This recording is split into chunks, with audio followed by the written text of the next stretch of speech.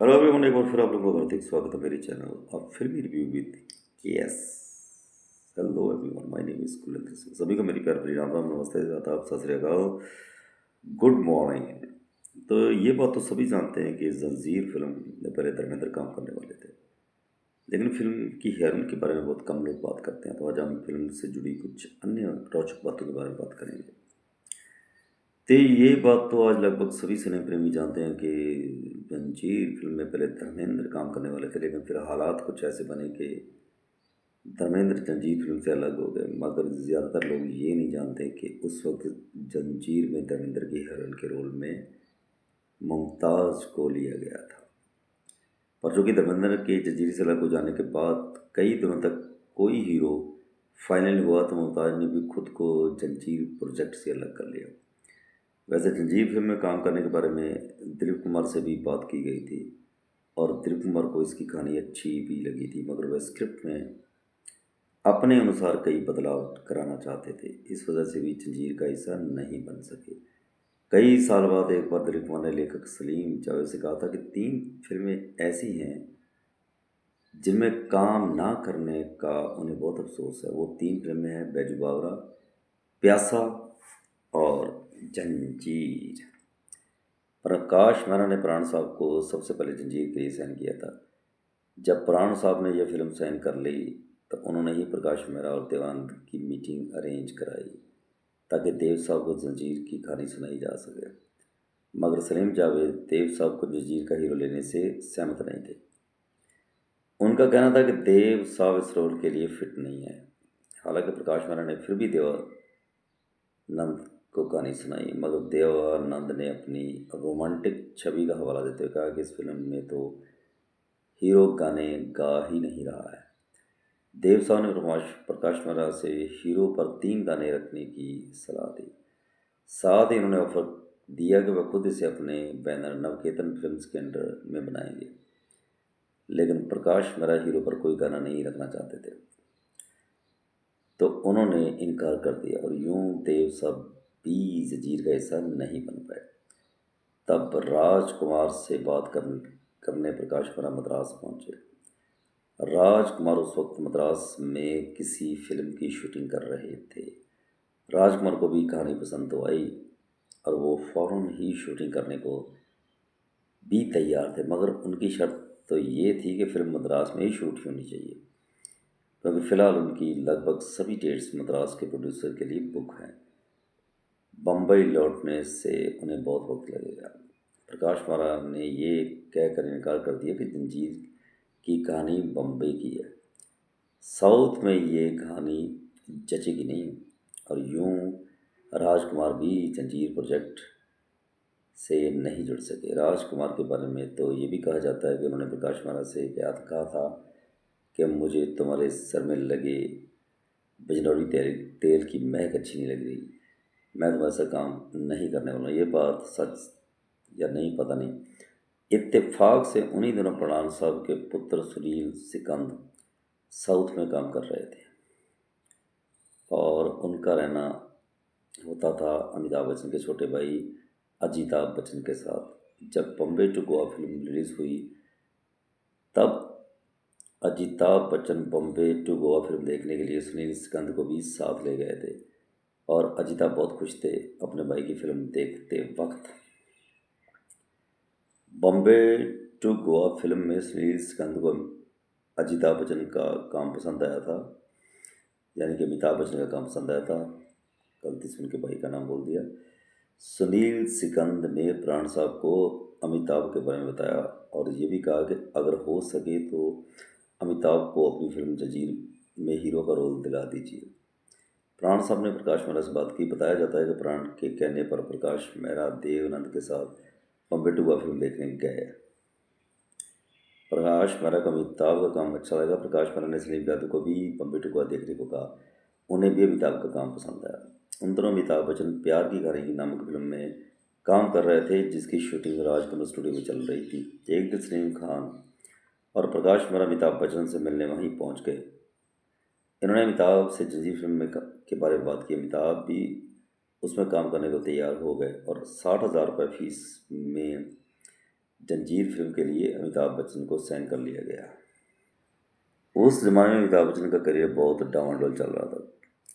कोई बड़ी हीरोइन उनके साथ काम नहीं करना चाहती थी, लेकिन फिल्म के लिए एक ऐसी हीरोइन तो हर हाल में चाहिए थी जिसे दर्शक भी पसंद करते हों। तब सलीम खान की नज़र गई जया बादरी पर। जया बादरी अच्छी एक्ट्रेस के तौर पर जानी जाती थी और कमर्शियल वैल्यू भी उनकी थी। प्लस अमिताभ बच्चन की स्पेशल फ्रेंड भी थी जया बादरी। जंजीर में काम करने के लिए जया बादरी से बात की सलीम खान ने। पूरी कहानी सुनने के बाद जया बादरी ने कहा कि इस फिल्म में उनका रोल तो कुछ खास है नहीं, उनके करने को तो कुछ भी नहीं। इसमें सलीम खान ने स्वीकार किया कि वाकई इस फिल्म में हीरोइन के लिए बहुत ज़्यादा स्कोप नहीं है, लेकिन अगर जया बद्री ने इस फिल्म में काम नहीं किया तो ये फिल्म मुश्किल में आ जाएगी। अमिताभ बच्चन ऐसा मौका फिर कब मिलेगा, यानी कि अमिताभ बच्चन को मौका कब मिलेगा, मिलेगा भी या नहीं मिलेगा इसकी भी कोई गारंटी नहीं है। चूँकि अमिताभ बच्चन और जया बद्री तब कपल थे, तो अमिताभ के लिए जया बद्री ने जंजीर फिल्म स्वीकार की। साल 1971 में एक फिल्म आई थी जिसका नाम था दुश्मन। उस फिल्म को दुलाल गौर ने डायरेक्ट किया था और प्रोड्यूसर थे प्रेम जी। मीना कुमारी, राजेश खन्ना, मुमताज़ रहमान ने उस फिल्म में प्रमुख किरदार में आए थे। पहले दुश्मन फिल्म का नाम जंजीर ही था, लेकिन डायरेक्टर दुलाल गौर को इस फिल्म का नाम जंजीर पसंद नहीं आ रहा था। तब उन्होंने फिल्म का नाम जंजीर से बदलकर दुश्मन रख दिया था। जंजीर टाइटल के राइट्स प्रेम जी के पास ही थे। जब प्रकाश महाराज जंजीर टाइटल्स के राइट्स देने के बारे में बात करने प्रेम जी के पास पहुंचे, तो प्रेम जी ने बिना कोई पैसा लिए वो टाइटल प्रकाश महाराज को दे दिया। सलीम खान के पिता अब्दुल राशिद खान पुलिस विभाग में बड़े अफसर थे। वह इंदौर के डीआईजी रह चुके थे। अपने पिता से सलीम खान ने पुलिस अफसरों की बहादुरी के किस्से खूब सुने थे। जंजीर की कहानी लिखते वक्त उन किस्सों का प्रभाव भी सलीम खान पर था, मगर साल 1976 में आई Hollywood film Death Rides a Horse से भी जंजीर फिल्म के कुछ दृश्य बहुत प्रेरक थे। हीरो के माता पिता के मौत के दृश्य व उस सीन में बच्चे का अपने माता पिता के कातलों की अलग अलग निशानियां देखना, ये सीन उसी हॉलीवुड फिल्म से प्रेरित थे। अमिताभ बच्चन को जंजीर का हीरो बनाने का प्रकाश मेहरा को बहुत सी नेगेटिव बातें भी सुनने में मिलती थी। फिल्म इंडस्ट्री के कई लोगों ने उनसे कहा था कि अमिताभ बच्चन को हीरो लेकर फिल्म बनाना अक्लमंदी नहीं है। कई डिस्ट्रीब्यूटर ने भी ऐसी ही बातें प्रकाश महाराज से कही थी। उस ज़माने में एक O P Lalan film industry का बड़ा नाम हुआ करते थे। वो फिल्में डायरेक्ट भी करते थे और प्रोड्यूस भी करते थे। ओ पी ललन की फिल्म बंदे हाथ में अमिताभ बच्चन के ने काम किया था, जो फ्लॉप हो गई थी।